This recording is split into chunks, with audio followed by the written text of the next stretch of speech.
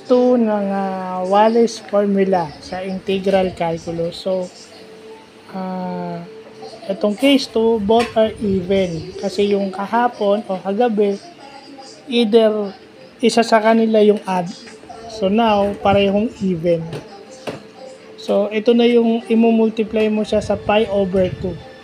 Kapag parehong even, imumultiply mo sa pi over 2 or 90 degrees. Again, pi radian is 180 degrees. So, pag itatranslate mo sa right triangles, 90 degrees yun. Pero gagamit tayo ng factorials. So, syempre, pag gumamit ka ng factorials, may makakancel ka. Double factorials pala to. So, by 2 yung skip. Ito yung sarili natin example. Ito yung nakuha natin sa net.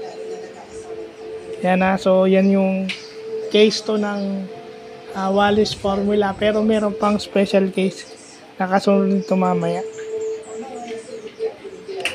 So, yun lang po.